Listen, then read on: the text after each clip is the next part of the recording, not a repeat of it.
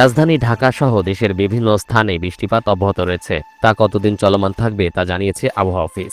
বেলা 11টা থেকে আগামী 48 ঘন্টার মধ্যে ভারী থেকে অতি ভারী বৃষ্টিপাত হতে পারে এবং চট্টগ্রামের পাহাড়ি এলাকায় বিশেষ করে বান্দরবান, খাগড়াছড়ি, কক্সবাজার, চট্টগ্রাম, রাঙামাটি এইসব অঞ্চলে ভূমিধসের সম্ভাবনা রয়েছে। বৃহস্পতিবার সকাল 9টা থেকে পরবর্তী 120 ঘন্টার পূর্বাভাসে বলা হয়েছে, উত্তর পশ্চিম বঙ্গোপসাগর এবং তৎসংলগ্ন এলাকায় অবস্থানরত সুস্পষ্ট লঘুচাপটি আজ সকাল 6টায় আরও ঘনীভূত হয়ে একই এলাকায় নিম্নচাপে পরিণত হয়েছে। এটি উত্তর দিকে অগ্রসর হয়ে আরও ঘনীভূত হতে পারে। দক্ষিণ পশ্চিম মৌসুমী বায়ু ঢাকা বিভাগের পূর্বাঞ্চল সহ বরিশাল, চট্টগ্রাম, সিলেট ও ময়মনসিংহ বিভাগ পর্যন্ত অগ্রসর হয়েছে।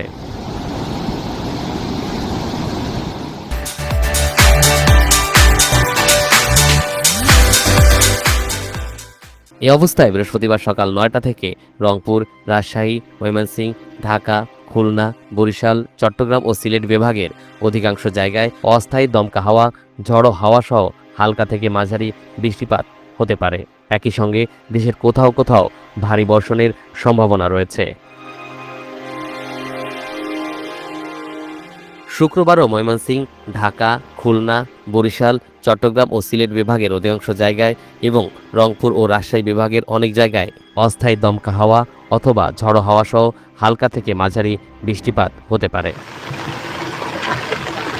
শনিবার ও রোববার রংপুর, ময়মনসিংহ, ঢাকা, বরিশাল, চট্টগ্রাম ও সিলেট বিভাগের অধিকাংশ জায়গা এবং রাজশাহী ও খুলনা বিভাগের অনেক জায়গায় অস্থায়ীভাবে দমকা অথবা ঝোড়ো হাওয়া সহ বৃষ্টিপাতের সম্ভাবনা রয়েছে। তরিকুল ইসলাম, এনটিভি অনলাইন।